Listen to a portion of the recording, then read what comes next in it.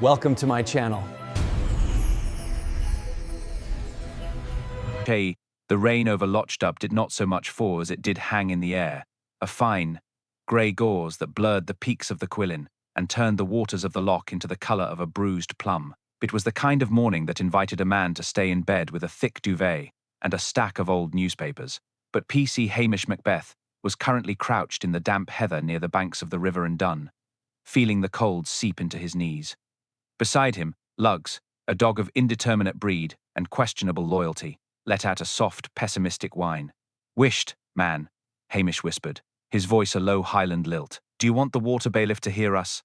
Or worse, do you want us to go home empty-handed and face a breakfast of nothing but stale oatcakes?" Lugs shifted his weight, his ears twitching. Hamish's hazel eyes were fixed on a silver ripple in the dark peat-stained water. He wasn't technically on duty yet. The station's telephone was safely buried under a pile of woolen blankets back at the police house to muffle any unwelcome rings, and a salmon, he reasoned, was a gift from the Highlands, not a theft from the estate. With a movement as fluid and silent as the mist, Hamish cast his line. A few minutes of patient, deceptive stillness followed the kind of stillness that led many to believe Hamish was lazy, when in fact he was simply waiting for the world to come to him. When the strike came, it was sharp. A brief, frantic struggle later, and a magnificent 10-pounder lay gasping on the grass. "That'll do, Lugs," Hamish said, a small, satisfied smile tugging at his thin lips. "That will do nicely." He tucked the fish into a canvas bag, slung it over his shoulder, and began the trek back toward the village, his tall, lanky frame moving with a deceptive, slow-motion grace. He looked like a man who had all the time in the world and very little brain to fill it with a look he had spent years perfecting. Lochdub was waking up, though waking was perhaps too energetic a word. A few curls of peat smoke rose from chimneys, and the smell of frying bacon began to compete with the salty tang of the sea. Hamish was nearly at the police station when the peace was shattered by the aggressive roar of an engine that had no business being in Sutherland. A sleek, silver Porsche, shimmering with a metallic arrogance that insulted the surrounding landscape, tore around the corner by the grocery shop, splashing a wall of muddy water over Hamish's trousers. The car screeched to a halt in front of the Tummel Castle Hotel. A man stepped out, looking as though he had been curated by an expensive London boutique for a country weekend photo shoot. He wore a quilted barber jacket that had never seen a day's work, pristine leather boots, and a pair of sunglasses despite the thick, overcast sky. "You there, Constable!" the man shouted, waving a gloved hand toward Hamish. Hamish stopped, adopted a slightly vacant expression, and leaned heavily on his crook. "Aye, sir? Are you lost? The main road to Inverness is back the way you came, though I would not recommend taking it at that speed. The sheep here have a very poor understanding of German engineering."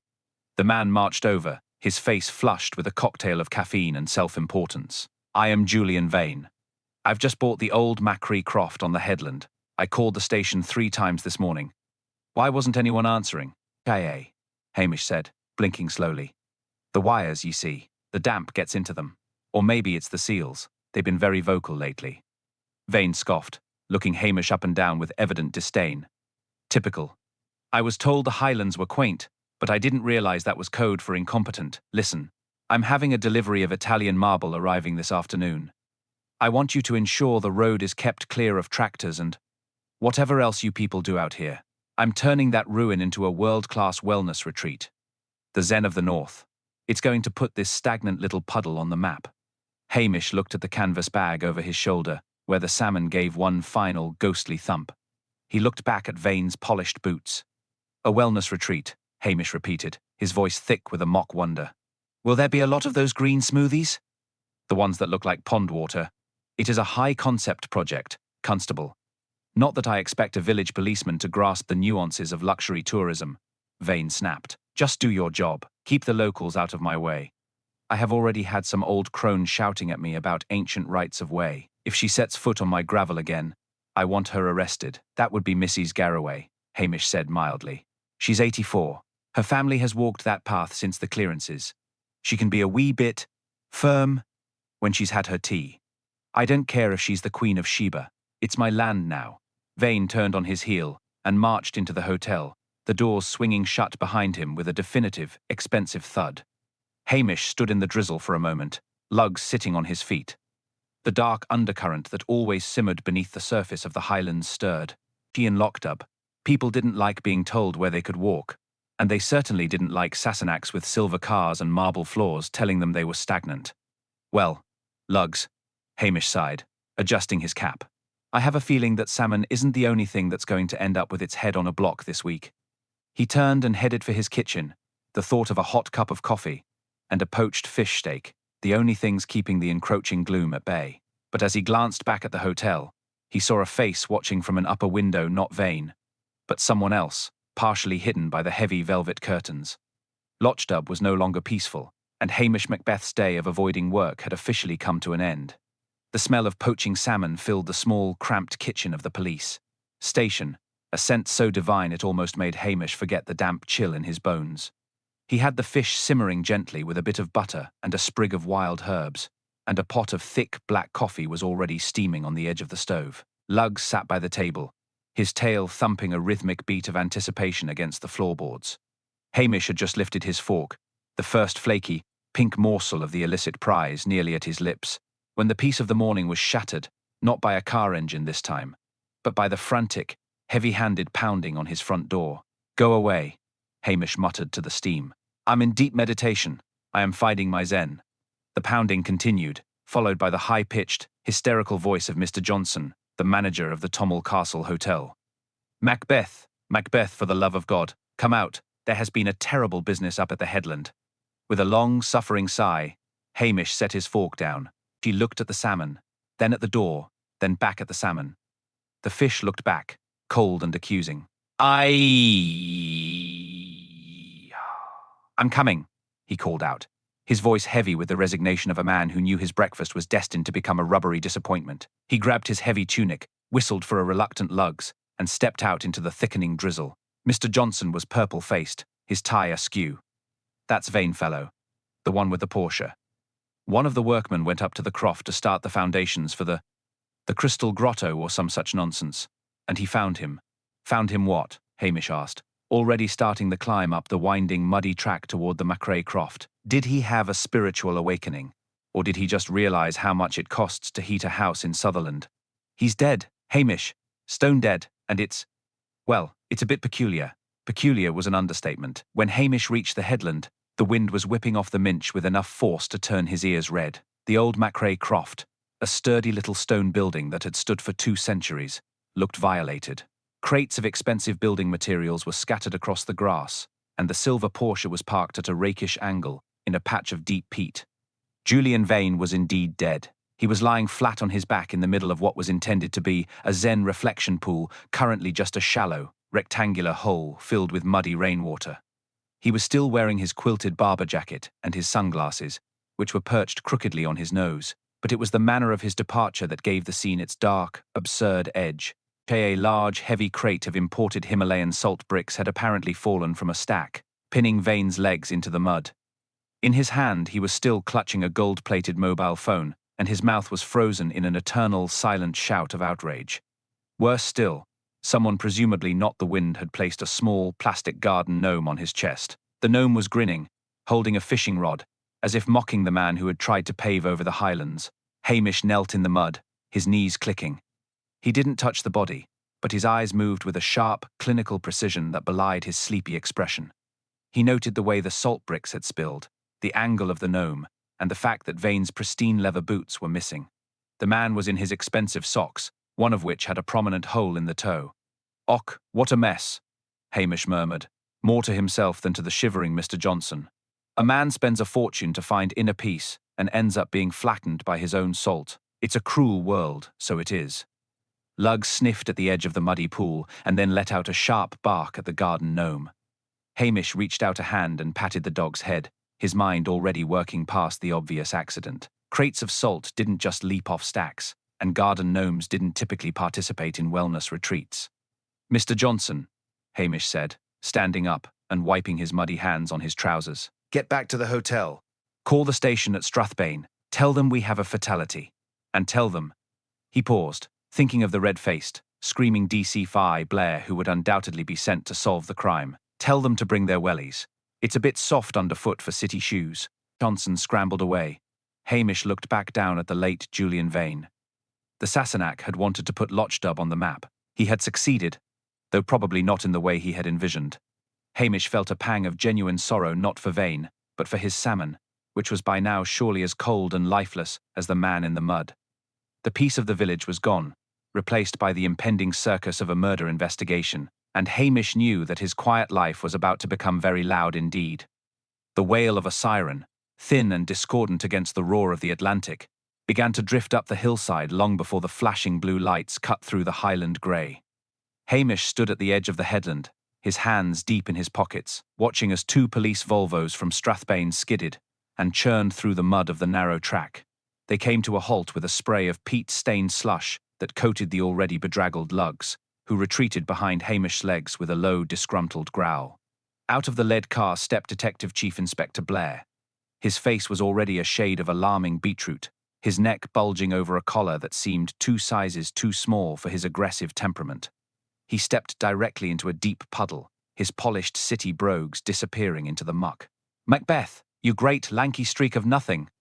Blair roared, his voice echoing off the stone walls of the croft. "Look at this! Look at my shoes! Why haven't you cordoned this off? Why are you just standing there like a stuffed turnip while a crime scene turns into a bog?" "I was waiting for the experts, sir," Hamish said, his voice dropping into a thick, slow drawl that always managed to make Blair's blood pressure spike. "I thought it best not to disturb the zen of the place. And the dog didn't want to get his paws any dirtier than necessary." Blair stomped toward the shallow pool, his team of detectives trailing behind him like a line of weary mourners. He came to a halt beside the body of Julian Vane and stared down at the Himalayan salt bricks and the grinning garden gnome. "What is this?" "A joke?" Blair hissed, his eyes darting around as if looking for a hidden camera. "Some kind of Highland ritual? Don't tell me the locals have started a cult of garden ornaments." "I couldn't say, sir," Hamish replied mildly, though Mr. Vane was mentioned as having a bit of a disagreement with some of the neighbours. Mrs. Garraway, in particular, was not overly fond of his plans for the headland. She said his zen was nothing but a fancy word for trespassing on her memories. Blair's eyes lit up with a dangerous, predatory spark. He ignored the missing boots, the gold phone, and the peculiar placement of the gnome. He saw only a quick path back to the warmth of the Strathbane station. An old woman with a grudge. Excellent. Probably some crazed biddy who didn't like a Sassenach moving in on her turf. It's a clear-cut case of local sabotage gone wrong. She probably tried to knock the salt over to ruin his fancy pool, and the whole lot came down on him. "The salt bricks are quite heavy, sir," Hamish pointed out softly. "And Mrs. Garraway is 84 and uses a Zimmer frame on her bad days. It would take a fair bit of strength to heave a crate like that." "Don't you tell me my job, Macbeth," Blair screamed, his face now a purple hue that rivaled the loch. "These peasants are hardy. She probably has the strength of 10 men when she's fueled by scotch and spite. Anderson, Maclean, get down to the village and find this Garraway woman. Bring her in for questioning. And you, Macbeth, keep your mouth shut and stay out of the way. Go find a sheep to talk to. This is a real police investigation now." Hamish watched as Blair's men scrambled to obey, their suits ill-fitted for the wind that was now beginning to howl through the ruins of the croft. He looked down at the mud near the edge of the pool. There were tracks there, not the heavy, clumsy prints of Blair's city shoes, nor the dainty impressions of an old lady's walker. They were the prints of someone who moved with a quiet, deliberate confidence, someone who had been wearing very sturdy, very practical boots. "Aye, sir," Hamish said to Blair's, retreating back. "I'll just stay here and keep the peace. It's a very quiet place, locked up, usually." As the DCYs began shouting orders about a mobile command unit and demanding to know where he could find a decent meat pie in this godforsaken wilderness, Hamish quietly drifted toward the back of the croft.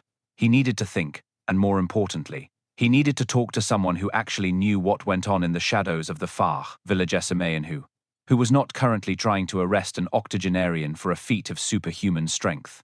Hamish slicked away from the headland with the practiced ease of a ghost, leaving the cacophony of DC the Furs shouting and the squelching of forensic boots behind him. The drizzle had turned into a steady, rhythmic drumming against his peaked cap, a sound that usually brought him peace, but now only reminded him of his abandoned, cooling salmon.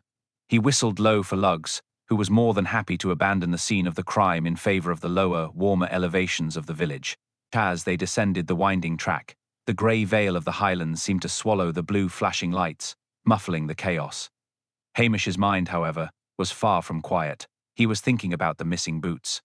A man like Julian Vane, who treated his footwear like sacred relics, would not have wandered into a muddy construction site in his socks unless he had been forced, or unless he had been dead before his feet touched the peat. By the time he reached the main street of Lochstub, the village was humming with the sort of electric energy that only a local tragedy can provide. It was a dark, eager sort of curiosity. He headed straight for the post office, the unofficial intelligence headquarters of the parish. The bell gave a cheerful, tinny ring as he stepped inside, the air immediately shifting from the scent of brine and wet heather to the comforting, stale aroma of old paper, peppermint humbugs, and floor wax.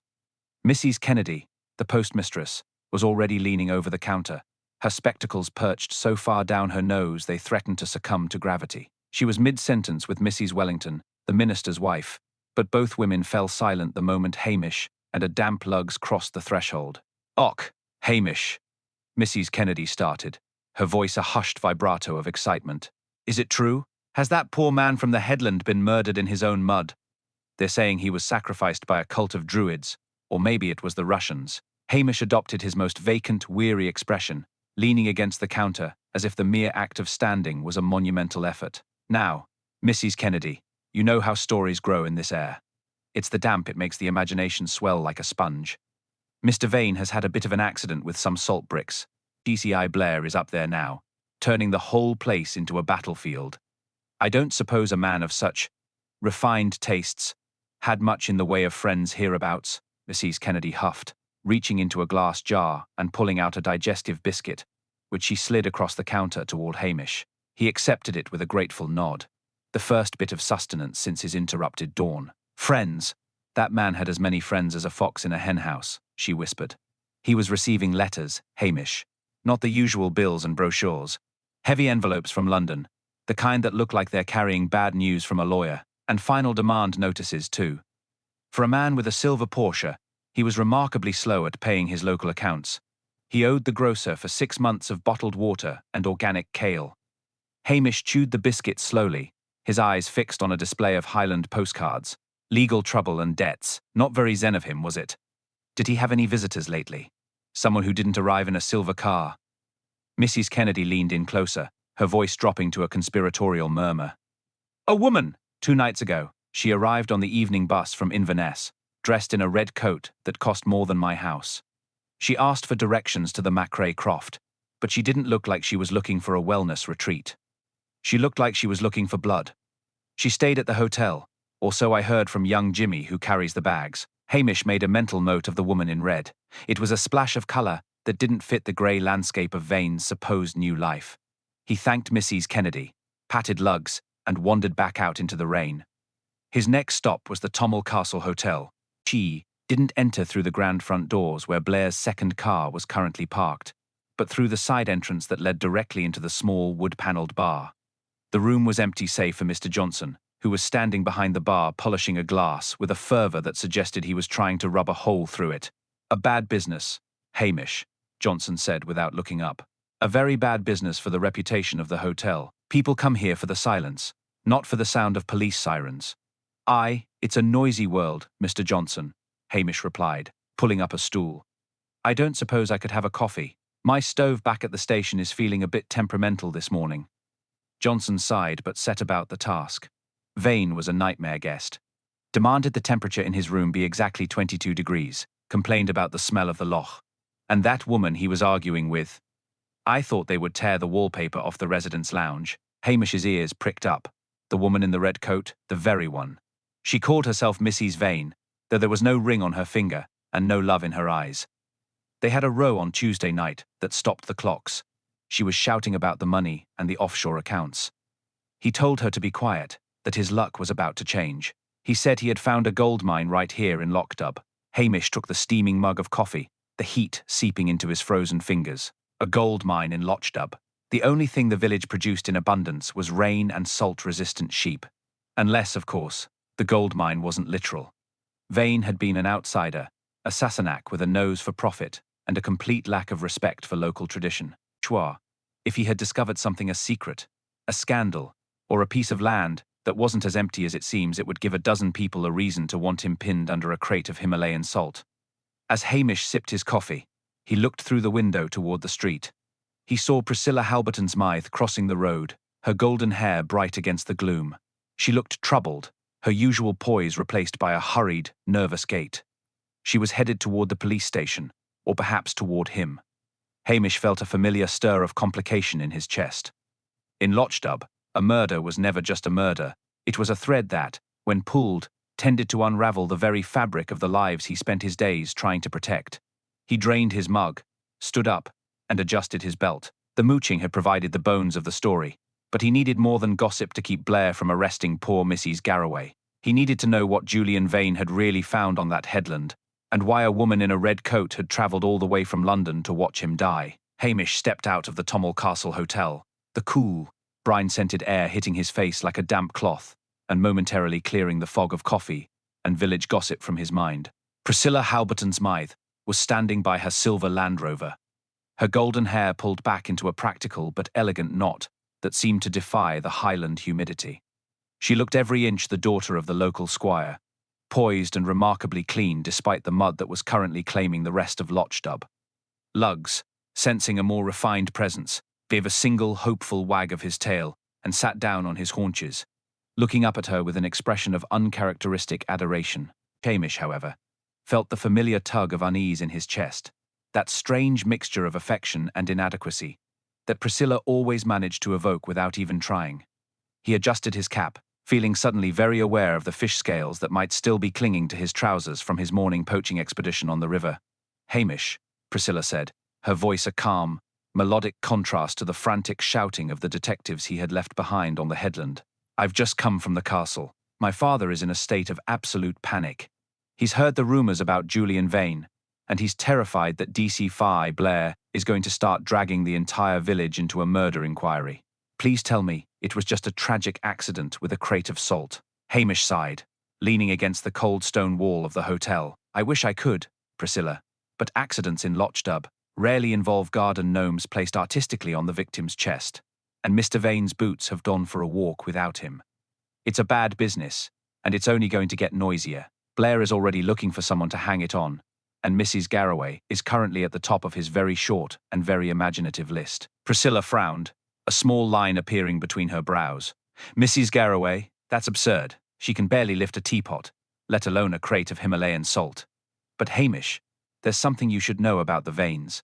I knew Victoriath woman in the red coat back in London. We moved in similar circles for a brief, rather exhausting season. She wasn't exactly his wife, at least not recently. They were divorced 2 years ago, but it was one of those bitter, lingering arrangements where the lawyers make more money than the clients. Victoria has a reputation for being remarkably expensive and equally desperate.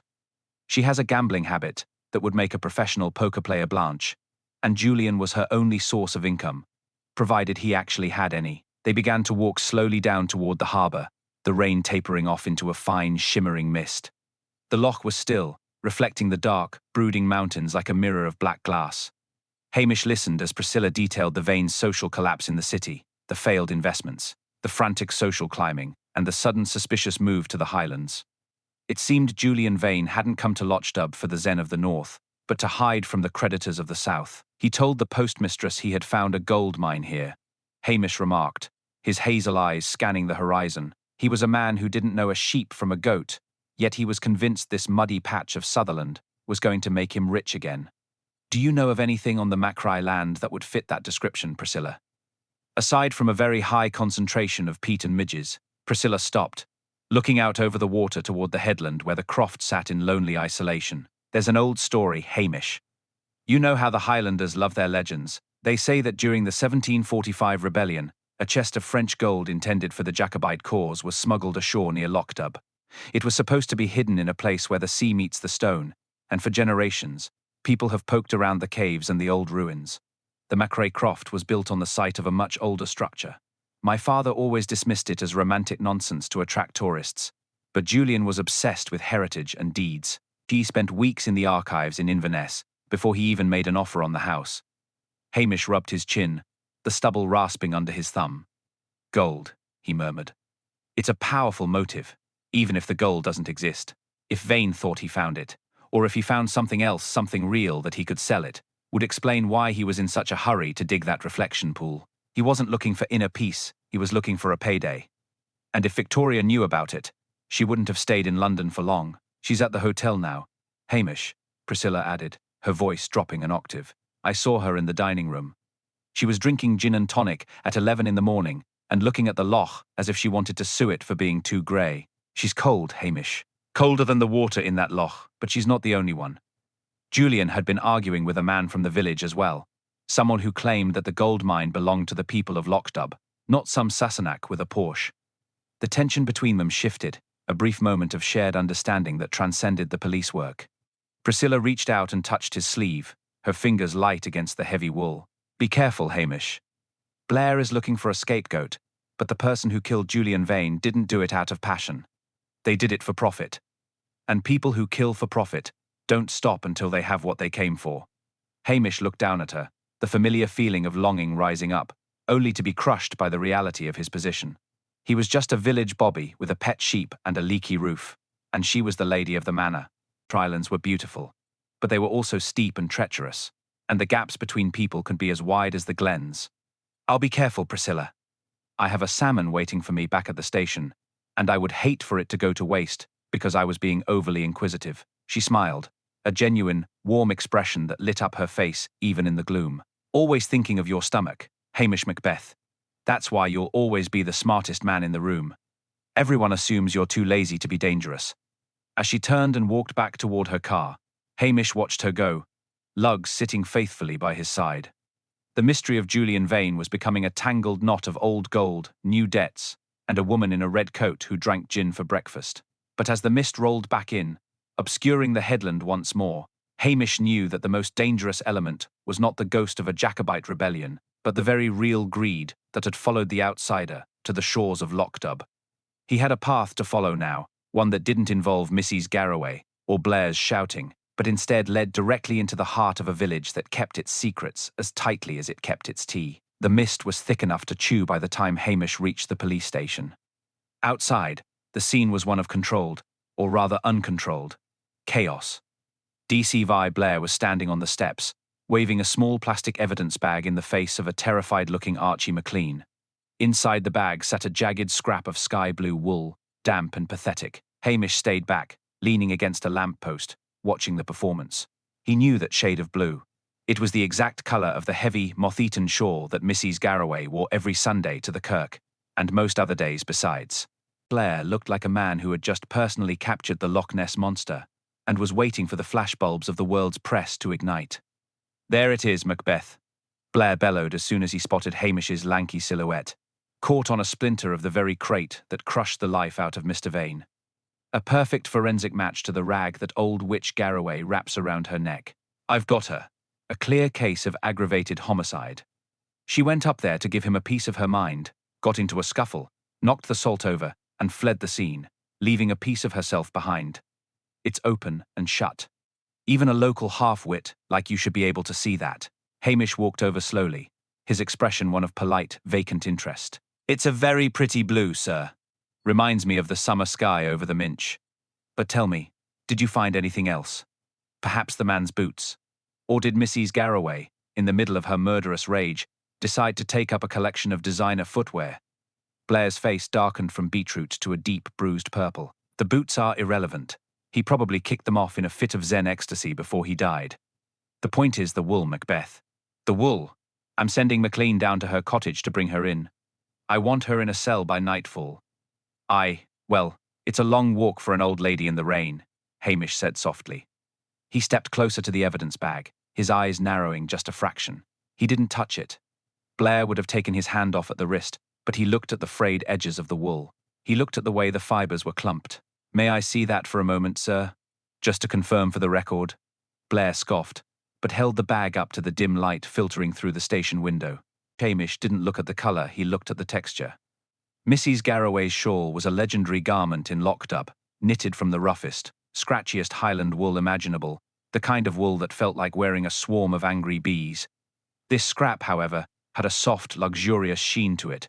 It looked like the kind of wool that came from a goat that lived in a palace and was fed only the finest clover. It's a remarkable thing, the modern textile industry, Hamish remarked. Did you know, sir, that Mrs. Garraway buys her yarn from the discount bin at the grocery shop? It's mostly acrylic. This looks like pure cashmere. It's very high-end. If Mrs. Garraway is wearing cashmere, then the loch has turned into lemonade. Blair pulled the bag away, snapping his fingers. Acrylic, cashmere, what does it matter? It's blue. She wears blue. Don't try to confuse the issue with your peasant knowledge of knitting, Macbeth. It's a match. I'm going to the hotel for a steak and a pint, while McLean does the heavy lifting. Try not to let the dog eat any more evidence. As Blair stomped off toward his car, leaving a trail of muddy footprints that would surely infuriate the station's cleaning lady, Hamish stood in the drizzle, his mind clicking like the needles of a busy knitter. He knew Blair was wrong. He also knew that Blair wouldn't listen until the embarrassment became public. He whistled for lugs and began to walk, not toward Mrs. Garraway's cottage, but toward the general stores. He needed to verify a suspicion, one that had less to do with old women and more to do with the gold mine Julian Vane had boasted about. Inside the store, the smell of paraffin and peppermint was thick. Patel, the owner, was sorting through a delivery of tin soup. Terrible business, Hamish. The DCI was in here asking about blue wool. I told him I sell it by the bushel. And did you sell any cashmere lately, Patel? Specifically a sky blue cashmere scarf or shawl? Patel paused, his hand hovering over a tin of tomato bisque. Cashmere? In Lochdub? I am a grocer, Hamish, not a London boutique. The only person in this village who owns cashmere is Mrs. Wellington, and hers is grey. But wait, there was a delivery last week, a parcel for the hotel. It came from a shop in Bond Street. I remember because the postage alone was more than I make in a day. Who was it for? Mrs. Vane. The wife. Or the ex-wife, I suppose we should call her now. Hamish nodded, a cold feeling settling in his stomach. The scrap of wool hadn't been torn from a shawl in a struggle, it had been planted. And whoever had planted it had made a fatal mistake. They had assumed all blue wool was the same, just as they had assumed all Highlanders were too stupid to tell the difference. But there was another problem. If the wool was a red herring designed to frame Mrs. Garraway, it meant the killer was someone who knew the village well enough to know she was the most likely suspect for a local grudge. He left the shop and walked back toward the hotel. The missing boots were still bothering him. If Vane was killed at the croft, why were his boots gone? And why the gnome? The gnome was the key. It was too absurd, too deliberate. It was a sign of contempt. He saw Victoria Vane through the hotel window again. She was no longer drinking gin. She was talking to a tall, rugged man in a tweed jacket, local man, by the look of his weather-beaten face and the way he held his shoulders. It was Geordie McRae, the nephew of the man who had sold the croft to Vane. Geordie was a man known for his temper and his deep, abiding love for the land his family had lost. Hamish watched them for a moment, the puzzle pieces beginning to shift. The gold mine was not a Jacobite treasure, and it was not a wellness retreat. It was something else, something that involved a woman in an expensive red coat, a man with a grudge against the Sassenach who had bought his heritage, and a scrap of blue cashmere that was never meant to be found by anyone but a lazy village policeman. The investigation was no longer about a fallen crate of salt. It was about a hidden motive that was as old as the hills themselves, and twice as dangerous. Hamish turned away from the window, knowing that he had to act before Blair dragged an innocent woman to the cells, and before the real killer realized that the useless peasant was much closer to the truth than he appeared. Hamish pulled his collar up against a fresh gust of wind that smelled of wet slate and old wood smoke. He did not head back to the station, where Blair would be preening himself over a scrap of blue cashmere, nor did he return to the headland. Instead, he made a sharp turn down a narrow, mud-slicked alleyway that led toward the back of the village, where the cottages huddled together like sheep in a storm. He was looking for Archie McLean, the young constable Blair had sent to do his dirty work. Hamish knew Archie, the lad was honest, but possessed the tactical awareness of a stunned haddock. If he arrested Mrs. Garraway now, the village would erupt, and Blair would have his scapegoat before the sun set. He found Archie outside the post office, looking miserable and clutching a pair of handcuffs, as if they were made of hot coals. "Archie, lad," Hamish said, falling into step beside him. "You look like you are heading to a funeral, not an arrest." "It is Mrs. Garraway, Hamish," Archie whispered, his voice cracking with the strain of his conscience. "The DCI is convinced. He says the blue wool is the smoking gun, but she is 84. She makes me jam every winter. How am I supposed to put the irons on her?" Hamish patted the boy's shoulder, his eyes fixed on the distant grey line of the loch. "You are not going to, Archie. At least, not yet. Why don't you go over to the grocery shop and tell Patel that DCY Blair has authorized a special inquiry into the structural integrity of local knitting supplies? Ask for every invoice of blue yarn for the last 5 years. That should keep you busy. And away from any cottages for at least 3 hours. Archie's face brightened with a look of profound relief. Blair won't mind? Blair is currently halfway through a steak and kidney pie at the hotel, Hamish said with a dry, skeptical smile.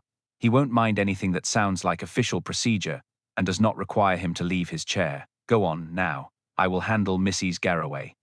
With Archie safely dispatched to count balls of wool, Hamish turned toward the small, whitewashed cottage at the end of the lane. It was a humble place, surrounded by a garden of hardy kyle and wind-whipped roses. Inside, the air was warm and smelled heavily of peppermint and old cat. Mrs. Garraway was sitting by a peat fire, her blue shawl draped over her thin shoulders. She looked up as Hamish entered, her eyes bright and sharp behind thick lenses. "I suppose you are here for the boots, Hamish Macbeth," she said, her voice like the rustle of dry leaves. Hamish froze, his hand still on the door handle. "The boots, Mrs. Garraway. I was actually coming to ask about a scrap of blue cashmere, but you have always been one step ahead of the law." The old woman chuckled, a dry, wheezing sound. "That London man, Vane, he came here 3 days ago. He wanted to buy my memories," he said. "He wanted to know about the old hotel records from before the war. My father was the clerk there, you see. He kept everything. Vane thought there was money hidden in the books, stolen money from an old insurance payout that never reached the owners. He called it a gold mine. He offered me a pittance for my father's ledgers. I told him to go peddle his zen to the tourists." "And the boots?" Hamish asked, his mind racing. "He left them by my door," she said, pointing to a pair of expensive mud-caked leather boots sitting by the hearth. "He was so angry when I refused him that he stomped out into the rain, slipped on my doorstep, and his boots came right off in the muck. He was too proud to stop and put them back on. He shouted that he did not need my help, that he had already found someone at the hotel who was willing to play ball, as he put it. He walked off in his socks, cursing the Highlands and everyone in them." Hamish knelt by the fire, looking at the boots. They were not just mud-caked, there was something else on the sulcer, thick white residue that looked like plaster of Paris. It was the same material used in the renovations at the hotel. The gold mine was not Jacobite gold or mineral rights. It was a secret buried in the Tommel Castle Hotel's own history. A secret that Julian Vane had uncovered and was using to squeeze the life out of someone. "He mentioned someone at the hotel," Hamish prompted. "Aye. He said the manager was a man who understood the value of a shared secret. He said they were going to be partners, but Vane did not look like a partner, Hamish.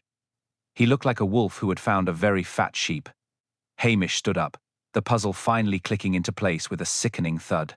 The motive was not petty, it was survival. Julian Vane had discovered that Mr. Johnson, the invisible and helpful manager, had been using the hotel's historical insurance claims to fund a massive, long-term fraud. Vane was not a victim of a village grudge. He was a blackmailer who had pushed his prey too far. And Victoria Vane, with her gambling debts and her Bond Street cashmere, was not there to save him. She was there to collect the gold mine for herself. The blue wool had not been a mistake. It had been a deliberate attempt by Victoria to frame a local and distract the police, while she and Johnson finished what they had started. "Thank you, Mrs. Garraway," Hamish said, his voice low. "I would keep those boots in the cupboard if I were you. And perhaps do not answer the door to anyone wearing a red coat." He stepped back out into the rain, lugs waiting faithfully by the gate. The darkness of the Highland winter was closing in, but the path was finally clear. The crime was not about land or heritage, it was about the cold, calculated greed of two outsiders who had underestimated the silence of the village. Blair was still at the hotel, probably ordering a second pint, unaware that the killer was standing right behind the bar, polishing glasses and waiting for the rain to wash the rest of the evidence away. Hamish felt a cold anger rising in him, a rare thing for a man who preferred poaching to policing. He adjusted his cap, his lazy walk now replaced by a purposeful, silent stride.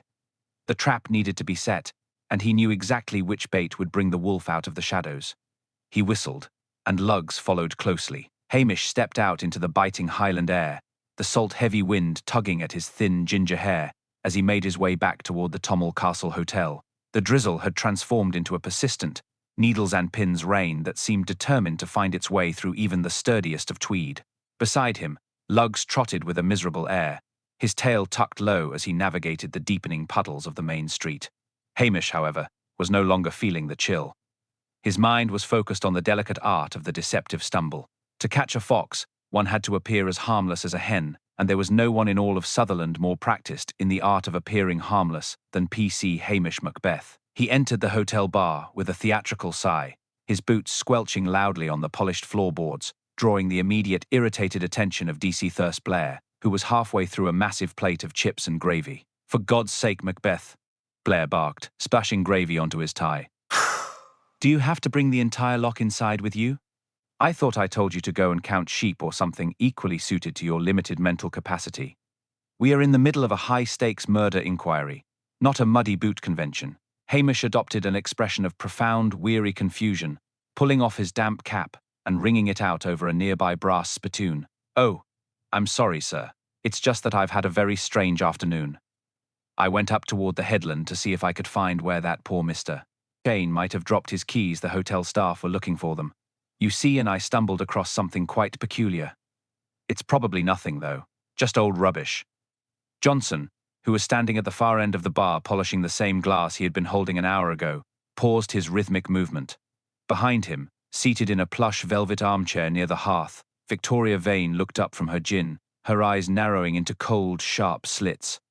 "Rubbish?" Blair sneered, his mouth full of chips. "Everything you do is rubbish, Macbeth. What did you find? A prehistoric turnip?" "No, sir," Hamish said, lowering his voice to a conspiratorial whisper that echoed perfectly in the quiet room. "It was a bundle of old papers, tucked inside a waterproof tin, under a loose stone near the old croft. Ledgers, they look like, full of names, dates, and insurance numbers from years back.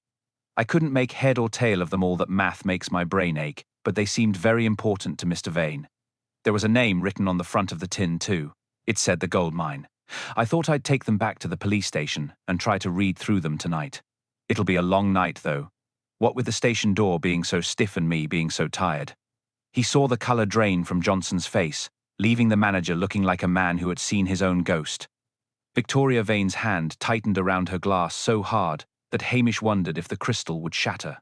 The trap was baited. By mentioning the ledgers and his plan to study them alone at the station, he had given the conspirators a deadline. They couldn't afford to let those documents, which they assumed were the evidence of their fraud, remain in the hands of even a stupid policeman until morning. "Charles." Blair stood up, his face reddening with the effort. "Give them here, you fool. That's evidence. I'll take them back to Strathbane tonight." "Ah, well, that's the trouble, sir," Hamish said, scratching his head with a sheepish grin. "I left them in the safe at the station, and you know how temperamental that old lock is.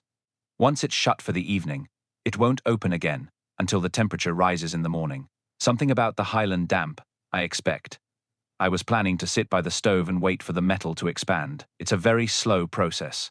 Blair let out a sound like a punctured tire. "I don't have time for your mechanical failures, Macbeth. I'm going to my room to get some sleep. If that safe isn't open by 8 o'clock tomorrow morning, I'll have your badge and your dog's collar. Do you hear me?" "Aye, sir. Crystal clear," Hamish replied, his voice dripping with mock sincerity.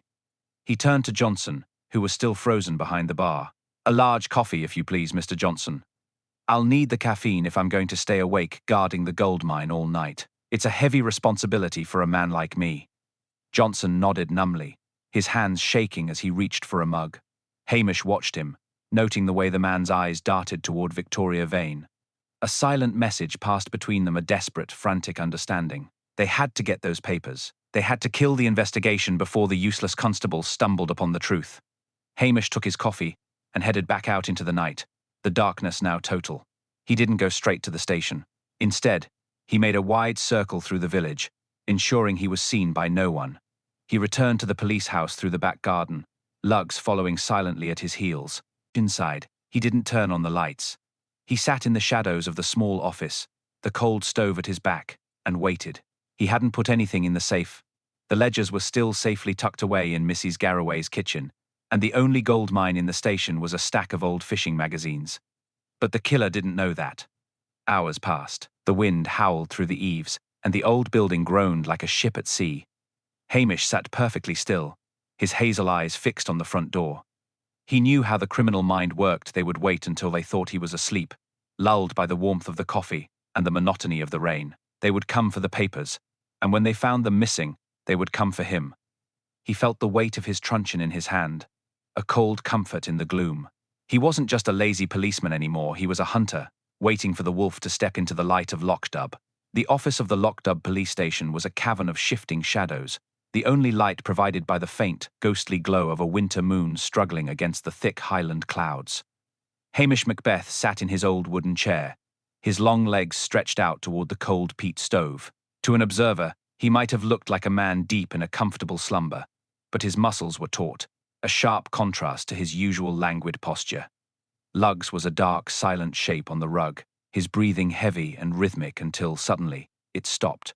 The dog's ears swiveled toward the front door, and a low, vibrating growl started deep in his chest. Hamish reached down, his fingers finding the coarse fur on the dog's neck, a silent command for absolute stillness. The wind gave a particularly mournful howl, rattling the window pane in its frame. But beneath the weather's cacophony, there was a new, deliberate sound. The metallic scrape of a key working against the lock of the station door. It was a slow, cautious sound, the sound of someone who believed they had all the time in the world, because the resident policeman was a sleepy fool. The door groaned as it opened, admitting a sliver of the cold, wet night and the scent of damp wool. A figure slipped inside, cloaked in a dark, waterproof jacket that hissed with every cautious movement. The intruder didn't head for the desk, they went straight for the heavy iron safe in the corner. The one Hamish had claimed held the gold mine ledgers. In the dim light, Hamish could see the glint of a flashlight's narrow beam as it played over the dial. The intruder was breathing hard, a jagged, nervous sound that didn't belong to the quiet of Lockdub. Then, a second shadow followed a smaller, more lithe figure whose movements were punctuated by the faint, expensive scent of Bond Street perfume. Victoria Vane. She stood by the door, a silhouette of predatory elegance, while the first figure, Johnson, the manager, fumbled with the safe. "Hurry up, you idiot," Victoria hissed, her voice a sharp blade cutting through the gloom. "If that red-faced DCI wakes up and decides he wants a midnight snack, we're finished. Just get the ledgers and let's get out of this wretched, soaking village." "The lock is frozen," Johnson whispered back, his voice thick with a burgeoning panic. "Macbeth said the damp gets into it. I can't get the tumblers to click in this cold." "Move aside," she snapped, stepping forward with an impatient rustle of her coat. Chu had handled Vane properly the first time. We would not be standing in a police station in the middle of nowhere. You were supposed to scare him into silence, not crush the life out of him with a crate of salt. He wouldn't stop. Johnson's voice rose to a frantic, thin pitch. "He was going to ruin everything I've built. 20 years of careful management, and he comes in with his Porsche and his Zen and finds the one ledger my father forgot to burn. He wanted half, Victoria. Half of everything. I did it for us, so we could finally leave this place. You did it because you're a coward who couldn't handle a common blackmailer," she retorted, her tone dripping with a Londoner's disdain for the local help. "Now, open that safe." Hamish chose that moment to stand. The chair didn't creak. He had oiled the joints weeks ago for just such an occasion. He reached for the heavy brass lamp on his desk and clicked it on. The sudden yellow light was blinding, carving out the shocked, pale faces of the two intruders. Johnson looked like a cornered rat, his face slick with sweat, while Victoria Vane didn't flinch. She simply narrowed her eyes, her hands sliding into the deep pocket of her coat. "I'm afraid that safe is empty, Mr. Johnson," Hamish said, his Highland lilt sounding remarkably cheerful in the tense air. "And as for the damp, well, the lock works perfectly fine. It's the honesty of the people using it that's usually the problem. I'm disappointed in you, man. I thought the hotel manager was a pillar of the community, even if he did overcharge for the scones and the bottled water." Johnson let out a strangled cry and lunged, not for the door, but for Hamish. She was a heavy man, fueled by the desperate strength of someone who had seen his future vanish in a flash of light. Hamish didn't move until the last second. With a deceptive, fluid grace, he stepped to the side, his foot catching Johnson's ankle with clinical precision. The manager went down with a heavy, bone-jarring thud, his head narrowly missing the edge of the coal scuttle. But the real danger was Victoria.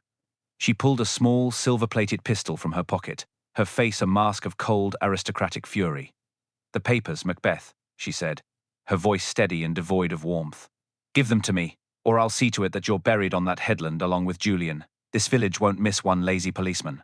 "I don't have them," Hamish said, his hazel eyes fixed on her trigger finger. "They're with someone who knows how to keep a secret much better than I do. But I do have a dog who hasn't had his dinner yet, and he's very fond of people who make loud noises in his kitchen." Lugs, sensing the change in the room, let out a roar that was part wolf, part Highland thunderstorm.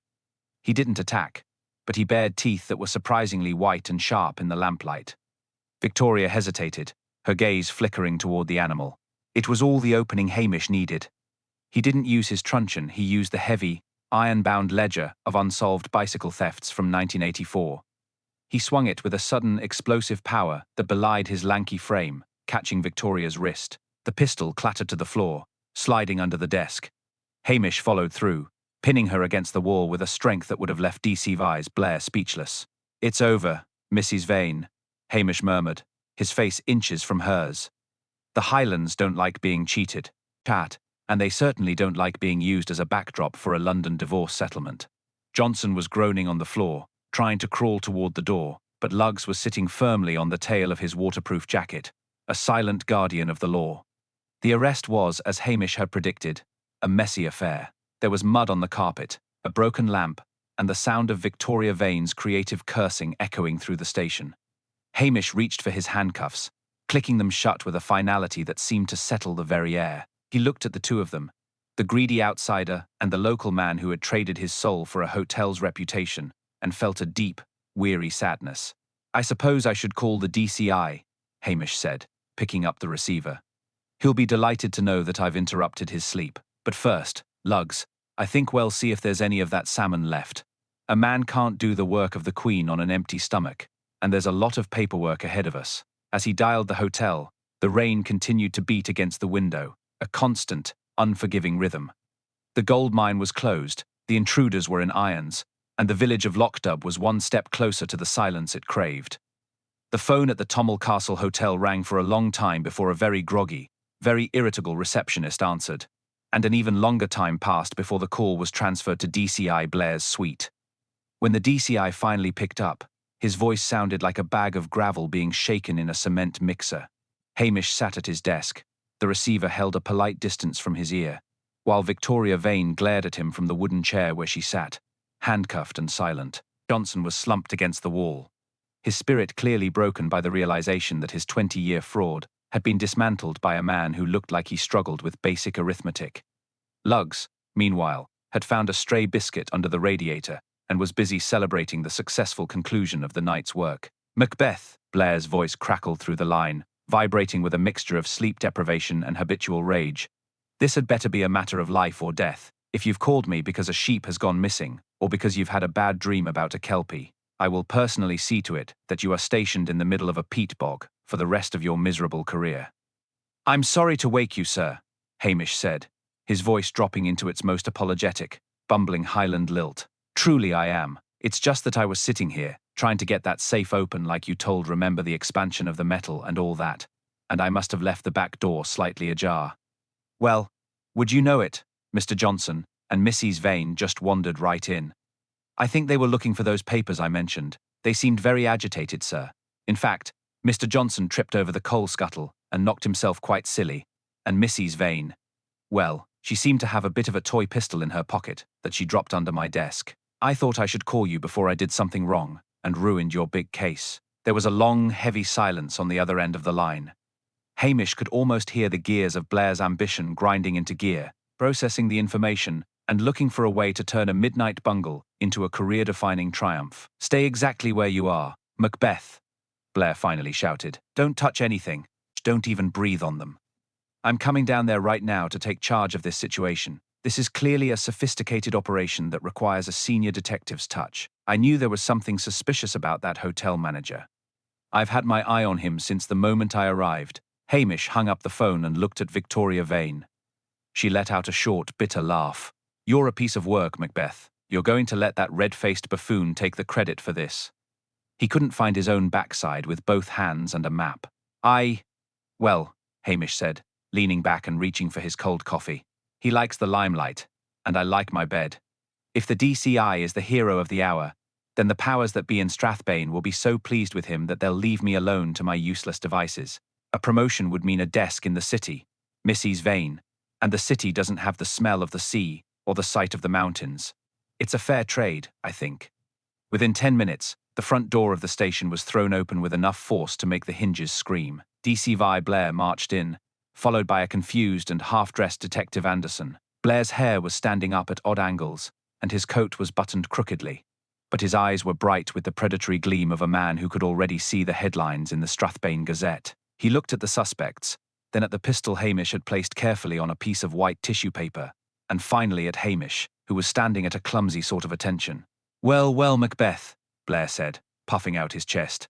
"It seems my instructions to watch the suspects closely paid off. You managed to hold them here until I could arrive to effect the formal arrest. Good work. I'll make sure to mention in my report that you followed my tactical plan to the letter, especially the bit about baiting them with the mention of the ledgers. That was a masterstroke on my part, if I do say so myself." "Oh, it was indeed, sir," Hamish agreed, nodding vigorously. "I never would have thought of such a clever trick. I was just worried I would mess it up by falling asleep. And the blue wool, sir, the cashmere. I suppose you realized that it didn't match Mrs. Garraway's shawl because of your extensive training in forensic textiles." Blair paused, his eyes flickering toward the scrap of blue wool still sitting in the evidence bag on the desk. He hadn't realized it at all, but the opening Hamish provided was too tempting to ignore. "Exactly, Macbeth. Exactly. I noticed the luster of the fibre immediately. I knew it was a plant. I was just waiting for the right moment to confront them. You've got a lot to learn about the psychological side of policing. You have to let the criminals think they're winning before you spring the trap. It's what we call the Blair method." "The Blair method," Hamish repeated, as if committing a sacred text to memory. "I'll try to remember that, sir. It's very profound." Anderson looked from Hamish to Blair and back again, a look of profound skepticism on his face, but he knew better than to interrupt the DCY when he was in full flight. He began the process of officially cautioning the suspects and leading them out to the waiting cars. Victoria Vane gave Hamish one final, scorching look as she was ushered out, but Hamish merely tipped his cap. Johnson went quietly, a man who had gambled his life on a gold mine and found only the cold grey walls of a prison cell. Taillights of the police cars faded into the misty morning. Blair stood on the steps of the station, looking out over Lochdub like a conquering general. "Right then, Macbeth, I'll take these two into Strathbane. I've got a lot of paperwork to do and a press conference to organise. You stay here and try to keep the village from falling into the loch, and for heaven's sake, clean up this office. It looks like a pigsty." "Aye, sir." "Right away, sir," Hamish called out. He stood in the doorway until the sound of the engines had completely vanished, leaving only the soft, insistent patter of the rain and the distant, lonely cry of a curlew. He turned back into the office, which suddenly felt very large and very empty. Luggs walked over and leaned against his leg, letting out a long, satisfied sigh. "Well, Luggs," Hamish said, reaching down to scratch the dog's ears, "we're safe for another season. Blair has his glory, the Vanes have their justice, and we have our peace. And if I'm not mistaken, there's still enough of that salmon left for a very late supper, or a very early breakfast." He walked over to the desk, picked up the Blair method note head scribbled, and dropped it into the wastepaper basket with a small, satisfied smile. The credit had been shifted, the danger of promotion had passed, and the Highlands remained as they always were: mysterious, beautiful, and perfectly indifferent to the ambitions of men. Hamish Macbeth, the laziest policeman in Scotland, began to hum a soft Gaelic tune as he headed toward the kitchen, his heart light and his station secure. The morning sun finally broke through the stubborn Highland clouds, casting a pale, watery light over the village of Lochdub that made the wet slate roofs of the cottages shimmer like the scales of a fresh-caught trout. The roar of DC Var's car was now nothing more than a fading echo in the glens, a distant disturbance that the mountains had already begun to forget. For the first time in 3 days, the village felt like it belonged to itself again.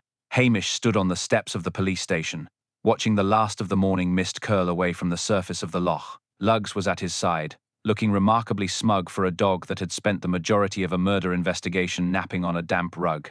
The air was cold, crisp, and clean, scrubbed of the tension and the expensive London perfume that had briefly choked the parish. Hamish took a deep breath, the scent of peat and salt water filling his lungs, and felt a profound sense of relief. He had survived the outsiders, he had survived the murder, and most importantly, he had survived the threat of being noticed by the higher-ups in Strathbane. Inside the station, the aftermath of the Blair method was everywhere. Muddy boot prints crisscrossed the linoleum like a map of a chaotic battle, and the smell of stale coffee and desperation lingered in the corners. Hamish set to work with a bucket of soapy water and a stiff brush. He moved with his usual deceptive slowness, a man who looked like he was barely working but managed to leave a trail of cleanliness in his wake. As he scrubbed, he thought about Julian Vane. The man had come to find a gold mine and had found a grave instead. It was a common story in the Highlands. People came looking for something they could take away, never realizing that the land only gives to those who are willing to stay. The Zen Vane had preached was a hollow thing, a decoration for a lifestyle that had no roots. Real Zen, Hamish reflected as he wrung out his cloth, was knowing exactly which stone in the river held the best salmon and having the patience to wait for it. Once the floor was clean, Hamish locked the station and made his way back to Mrs. Garraway's cottage. He found the old woman in her garden, hacking away at some particularly stubborn kyle with a rusted sickle. She looked as though she hadn't slept a wink, yet she had more energy in her 84-year-old bones than Johnson and Victoria Vane combined. She didn't look up as he approached the gate. "They're gone then, the police?" she asked, her voice as sharp as the sickle. "Aye, they're gone," Hamish replied, leaning on the fence. "Blair has his prisoners and his glory. The village can go back to its usual brand of quiet mischief." Mrs. Garraway straightened her back with a series of audible clicks. "And the papers? The ones that London man was so keen on?" Hamish reached into his tunic and pulled out a small, charred scrap of paper, all that remained of the ledgers he had spent the last hour feeding into the police station stove.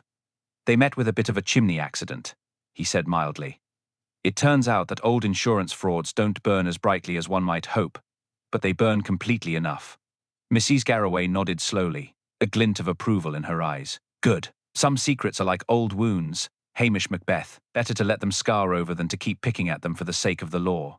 My father was a good man, but he lived in hard times. There was no need for the world to know the specifics of how he kept this cottage over our heads." Hamish left her to her kyle and walked down toward the harbour. He saw Priscilla's Land Rover parked near the hotel, and for a moment he considered turning back. But Priscilla was already there, leaning against the seawall, her golden hair fluttering in the breeze. She looked at him as he approached, a faint, knowing smile playing on her lips. "I heard the news, Hamish. The Tommel Castle has a new manager arriving on Monday, and Mr. Johnson is currently occupying a very different kind of suite in Strathbane. My father is delighted. He says the village hasn't had this much excitement since the great sheep escape of '92. Hamish stood beside her, looking out at the dark, deep water. "It's a lot of fuss over a bit of salt and some missing boots," he said. "But Blair is happy. He thinks he's the next Sherlock Holmes." Priscilla laughed, a sound that always made Hamish feel a little bit taller and a lot more foolish. "He thinks that because you let him think it. You're a dangerous man, Hamish. You manage people like their sheep." Hamish shrugged, his expression innocent. "I just like a quiet life, Priscilla, and the city is very loud. Besides, who would look after lugs if I was busy being a detective inspector?" She reached out and squeezed his hand, a brief touch that felt warmer than the sun on the water. "You'll always be the constable of Lochdub, Hamish. I think the mountains wouldn't know what to do without you."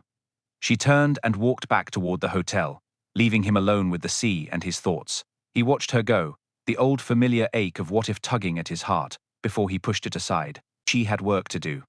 He walked back to the station, whistling for lugs. The dog appeared from behind a stack of lobster pots, a bedraggled tennis ball in his mouth. Back in the kitchen of the police house, Hamish finally turned his attention to the stove.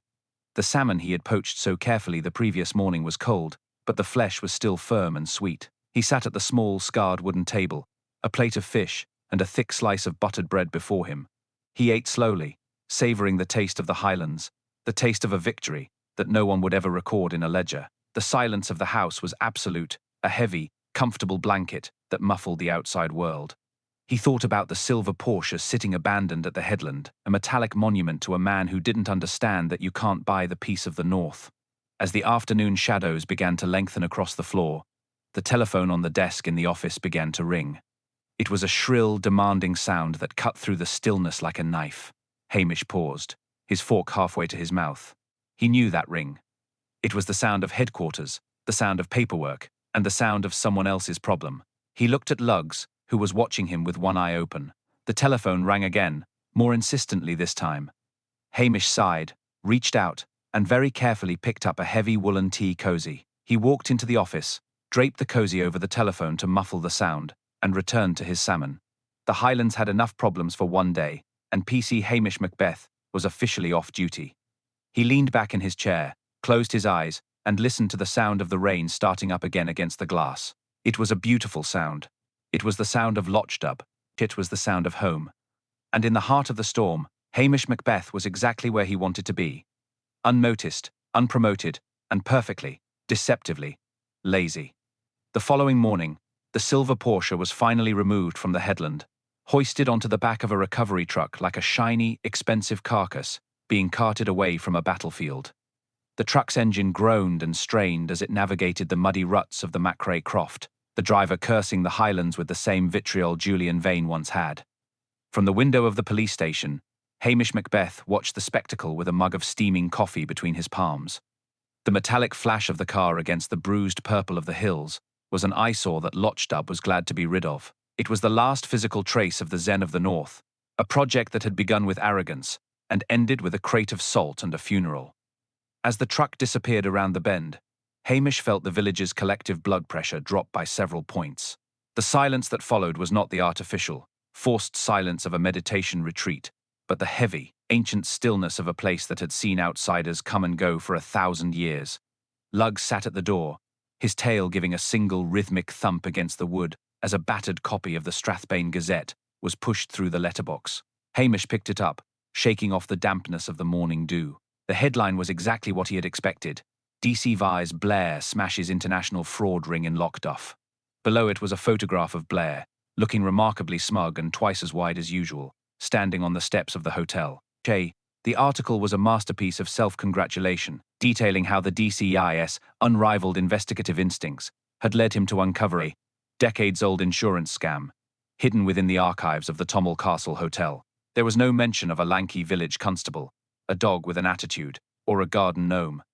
In fact, Hamish was mentioned only in the final paragraph as a local officer who provided administrative support during the operation. Hamish smiled, a slow and genuine expression of satisfaction. It was the perfect result. Blair would be insufferable for months, regaling the bars of Strathbane with tales of his heroics, which meant he would be far too busy to visit Lochdub and shout about muddy floors. The chief constable would be so pleased with the high-profile arrest that the paperwork for Hamish proposed performance review would likely find its way to the bottom of a very deep drawer. He was safe. He was still the useless, lazy policeman of a stagnant little puddle, and that was exactly how he intended to stay. He tossed the paper onto the pile of kindling by the stove, where Blair's face would soon serve the very practical purpose of starting the evening fire. The bell on the station door chimed, and Mrs. Wellington, the minister's wife, bustled in, smelling faintly of mothballs and lemon drizzle cake. She was carrying a tin that Hamish knew, by the weight of it, contained something substantial. "Och, Hamish," she said, setting the tin on the desk with a definitive clatter. "What a week it's been. I've brought you some scones. I heard from Mrs. Kennedy that you were nearly shot by that London woman. Honestly, the things people do for money. You look like you haven't eaten a proper meal since the Sabbath." "I'm getting by, Mrs.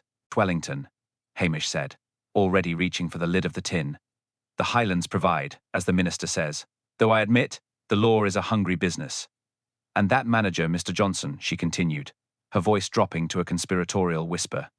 "To think he was skimming from the insurance all those years. My husband always said there was something ungodly about the way he organized the Christmas raffle. It just goes to show, Hamish, you can't trust a man who polishes his shoes more than 3 times a week. It's a sign of a superficial soul." Hamish nodded, his mouth already full of scone. "Aye, a very superficial soul, Mrs. Wellington. But the hotel is under new management now, a lovely couple from Skye. I'm sure they'll be much more godly about the raffles."